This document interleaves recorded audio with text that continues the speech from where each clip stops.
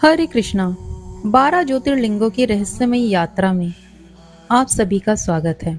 इस श्रृंखला की हर कड़ी में हम चलेंगे उस पवित्र तीर्थ की ओर जहां स्वयं भगवान शिव ने अपना निवास चुना, जहां आध्यात्म और तप का संगम होता है, जहां हर पत्थर में भगवान है।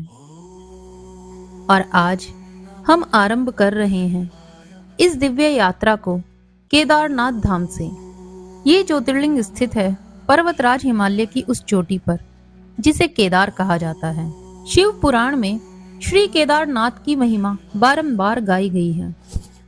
यहाँ की प्राकृतिक शोभा चारों ओर फैली हुई है। हिममालाओं की गोद और मंदाकिनी की निर्मल धारा सब मिलकर ऐसा अनुभव कराते हैं जैसे साक्षात कैलाश उतर आया हो। केदार चोटी के पश्चिम भाग में बहती है पुण्य पावनी मंदाकिनी और पूर्व में स्थित है बद्रीनाथ धाम, जहां भगवान विष्णु विराजते हैं। दोनों नदियां अलकनंदा और मंदाकिनी नीचे जाकर रुद्रप्रयाग से मिलती हैं और वहां से गंगा बनकर देवप्रयाग में भगीरथी से संगम कर संसार को पवित्र करती है।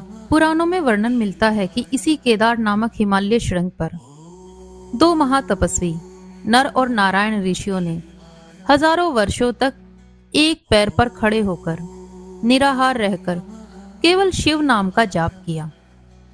उनकी तपस्या से तीनों लोग कंपित हो उठे। देवता, सिद्ध, गंधर्व, ब्रह्मा और स्वयं विष्णु सभी उनकी स्तुति करने लगे। अंततः प्रसन्न होकर भगवान शंकर प्रकट हुए और बोले, वर मांगो पुत्र। नर और नारायण ने हाथ जोड़कर प्रार्थना की, प्रभु यदि आप प्रसन्न हैं तो कृपा करके अपने स्वरूप को यहीं स्थापित करें ताकि आने वाले भक्तों को आपके साक्षात दर्शन हो सके। ये स्थान सभी के लिए मोक्षदायी बन जाए। भगवान शिव मुस्कुराए और वहीं ज्योतिर्लिंग के रूप में स्थायी रूप में स्थापित हो गए। तभी से यह स्थान श्री केदारनाथ ज्योतिर्लिंग कहलाया। ये थी नर और नारायण की कथा। अब सुनिए उसी पवित्र भूमि से जुड़ी एक और कथा जो स्कंद पुराण और केदार खंड में वर्णित है। महाभारत का युद्ध समाप्त हो चुका था। धर्म की विजय हुई, लेकिन पांडवों के हृदय में शांति नहीं थी। उन्होंने अपने ही संबंधियों, भाइयों, गुरुजन और अनगिनत योद्धाओं का वध किया था। युद्ध की भूमि रक्त से सनी थी और उसके साथ साथ उनके मन भी पाप और ग्लानि से भरे थे। विशेष रूप से धर्मराज युधिष्ठिर को इस बात का पश्चाताप था कि उनके कारण लाखों लोग मृत्यु को प्राप्त हुए। भगवान श्री कृष्ण ने पांडवों को इस पाप से मुक्त होने के लिए भगवान शिव से क्षमा याचना करने की सलाह दी। उन्होंने कहा कि केवल भगवान शंकर ही ऐसे पाप का निवारण कर सकते हैं।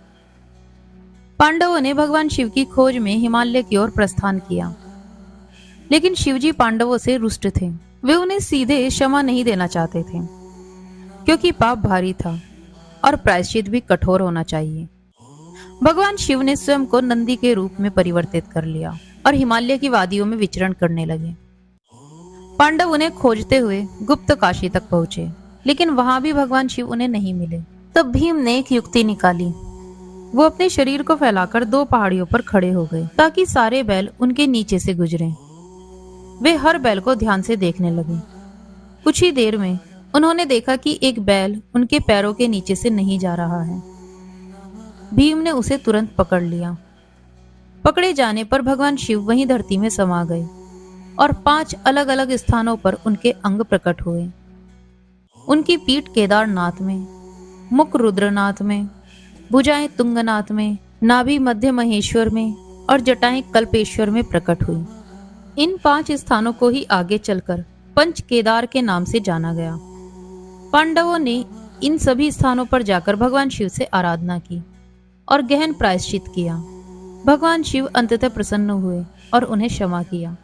पांडवों ने उन्हीं तीर्थ स्थलों पर भगवान शिव के मंदिर का निर्माण कराया, विशेष रूप से केदारनाथ धाम पर।